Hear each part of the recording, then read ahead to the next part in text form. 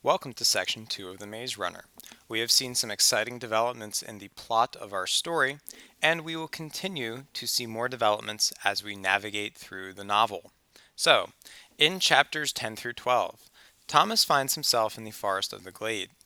Now, your job in this prompt is to use at least 5 pieces of textual evidence from chapter 10 that show how Dashner's choice of words creates suspense in the novel. Now, we've talked about full quotes and partial quotes. This is a great prompt to practice using both full quotes and partial quotes.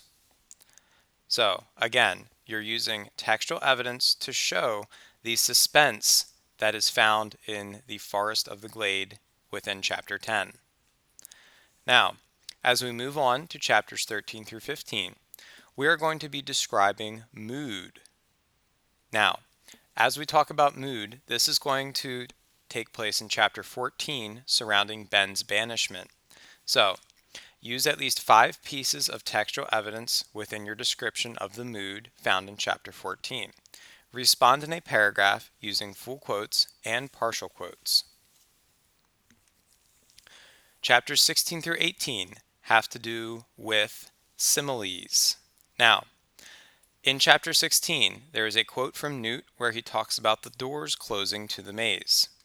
Now, this statement that he says was so succinct and final that it seemed to hang in the air like a burial shroud caught in a puff of wind.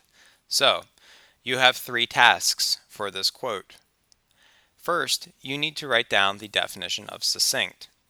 Once you've written down the definition of succinct, then figure out what a burial shroud is. Now, for letter C, you're going to explain what the simile means in the passage.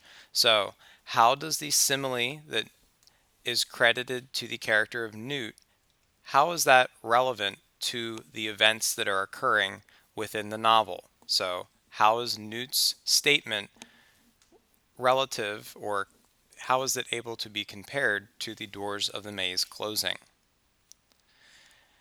In chapters 19 through 21, we're talking about the point of view. The Maze Runner is told from third-person limited point of view. Now, your job is to determine what character's point of view the novel is told from. So, research third-person limited point of view and then determine what character is this novel told from, what character's point of view. Next, why do you think third-person limited is a better choice for point of view compared to first-person point of view? Now, in your prompt, you're explaining why third-person limited works so well for this particular novel. What pieces or parts of third-person limited make the novel exciting and engaging? As we move along, the novel has dialogue, action, and narrative. However, Chapter 20 uses only narration. Why is only narration effective for this chapter? Give at least 3 reasons supported with pieces of text. There is an event in Chapter 20 that is occurring. So use that event and think about why narration makes this event more realistic to the reader. So, there you have the questions for Reading Response Section 2. Be sure to check out the thought process video for step-by-step instructions on how to go about answering the prompts.